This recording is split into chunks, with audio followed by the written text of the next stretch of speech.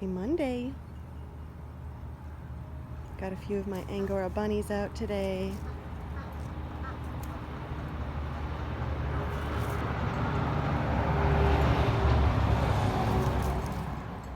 We've got Flopsy on the left, Cottontail in the middle. Just had a recent groom clipping. Lost all his fluff. He looks a little naked. And over here we have Sugar Pounce. Hey, Sugar Pounce. Hey, boys. Very cute. Hello. Hi, Cottontail. Hi, Flopsy. You good little bunnies. Little Sugar Pounce was named by our niece Winter. Winnie for short. And we just had the nicest visit with Winnie and her sister Marion and my sister Meg and her husband. It was so nice to see them. They drove all the way up from Massachusetts to visit, and we had a really fun time. They got to see all of the animals. Flaubert was obsessed with them. He was a little bit crazy. But other than that, I think all the animals behaved themselves so well. They were so good. We had such a nice visit, you guys. That was wonderful. Thanks for coming up.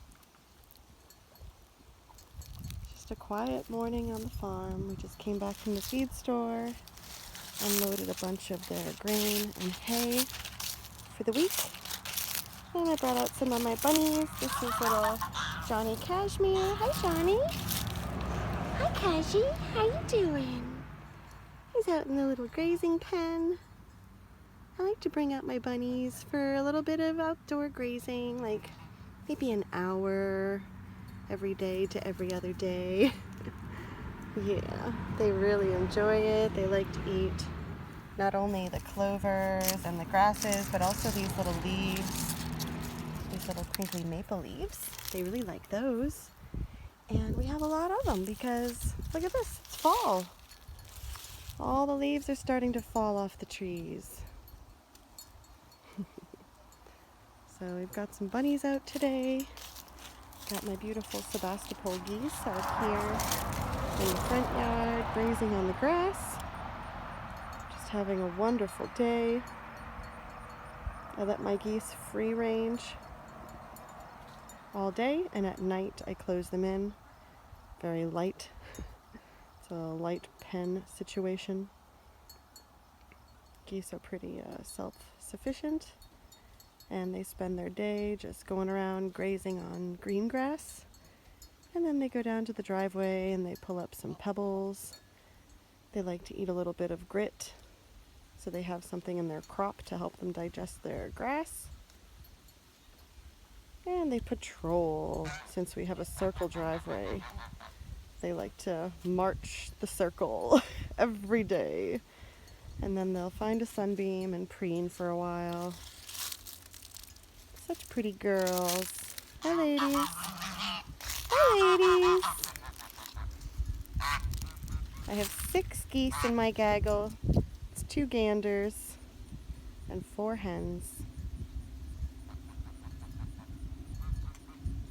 Yep. Sebastopols all look the same until early spring. The males start to puff up and get a bit more testosterone, and they get bigger. And then you can tell the boys from the girls really easily. And I can tell mine all the time because I put bands on their feet. That's how you do it. They're a great breed. Really nice kind of pasture bird, orchard bird. We have a pond. They don't go in it. They don't like to go swimming.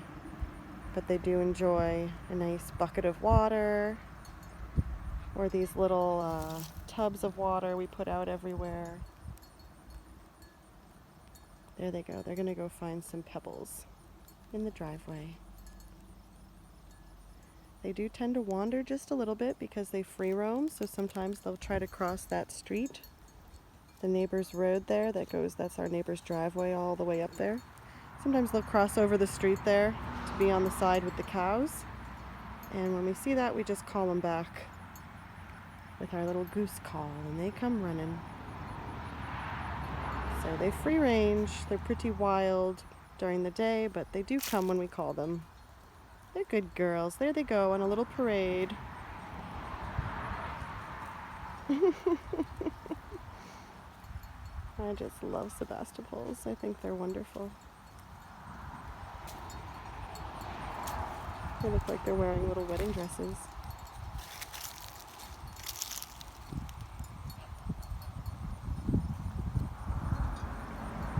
We do sell their goslings in the spring. We didn't have any goslings this past spring. It was the first time in like 8 years we haven't had goslings. So that was, I think, just a fluke. And I'm sure we'll get some babies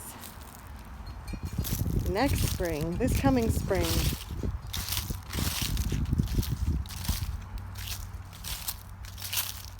We also let our ducks free range. We let our ducks out in the morning, and they're out all day. They can go wherever they want. And they also choose not to go in the pond. We have lots of little buckets of water out. Lots of little water bins. Yep, and some happy ducks. Yep, and we have a lot of ducks right now because we hatch out a bunch of ducklings every spring, and then we raise them up and we keep the girls. So all the girls are going to be our flock of ducks for next year. And we keep 2 beautiful drakes, 2 gorgeous boys, so that we can make the best ducklings the following year. And we are selectively breeding for heritage silver Appleyards. So a bunch of these are not going to be here in the next month. They're all going to be going to freezer camp. But most of the girls are staying. Actually, I think all of the girls are staying this year. We don't have any undesirables. We do have a few undesirable males. Like this one back here. I don't know if you can see him with the weird wings. Do you see that one there? He just has like a weird color and weird wings that are like extra long and just kind of gangly. Undesirable. Definitely going in the pot.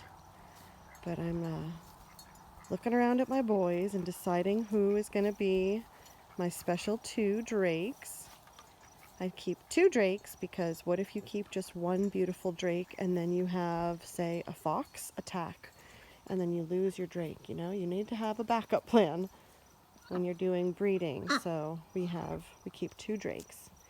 And the way that I choose my drakes is I look through books on heritage breeds, and I try to read the older books on heritage breeds that really talk about the earlier versions of silver Appleyards and what they are supposed to be looking like and bred for, their characteristics. So that's what I'm going for. Honestly, this guy right here is a good contender for my boy. That's a beautiful silver Appleyard drake. And this here is a beautiful silver Appleyard hen. Gorgeous. That's Little Dipper. Hey, Little Dipper. Well, thanks for watching. Sheep are quiet. We're trying to get a vet out here so that we can castrate Olaf, our ram. We've decided to stop breeding our sheep and keep them as just a pasture management tool. And for fiber, obviously. And so we're going to be castrating Olaf, and all the rest of the boys are going to freezer camp, which was the plan all along. All of our lambs, the boys go to freezer camp, and the girls we sell, which we've done. Everybody except for Marshmallow found a home. So if Marshmallow doesn't get sold before January, then she will also go to freezer camp. But we'll see if we can sell her off as a breeder or as a fiber pet to someone. The girls are all in their pen today because Olaf is not castrated yet, and it's breeding season, so I don't want any chances that anybody's going to get bred.